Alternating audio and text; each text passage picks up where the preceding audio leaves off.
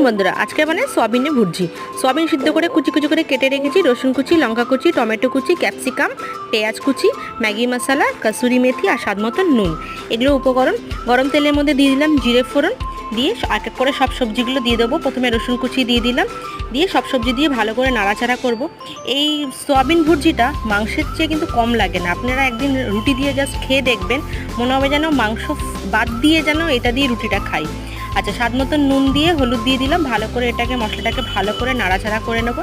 আর সয়াবিনটাকে কিন্তু সেদ্ধ করে ভালো করে চিপড়ে জলটাকে বের করে নিতে হবে। সয়াবিনের মধ্যে একটু জল থাকলে কিন্তু জিনিসটা ঝরঝরে হবে না। একটু স্বাদ মতন আমি টমেটো সস দিয়েছি, আমার একটু ভালো লাগে, টকটক মিষ্টি মিষ্টি লাগবে। আর সয়াবিনগুলোকে কিন্তু যতটা পারবেন ছোটো ছোটো করে হাত দিয়ে ছিঁড়ে ছিঁড়ে নেবেন। গোল গোল এই বড় বড় সয়াবিনগুলো দিলেও কিন্তু ভেতরে মশলা না ঢুকতে অত স্বাদ লাগবে না। নামানোর সময় দিলাম কসুরি মেথি না থাকলে ধনেপাতা দিলেও ভালো লাগে। রুটি দিয়ে খেতে জাস্ট অসাধারণ লাগবে। আপনারা একদিন বাড়িতে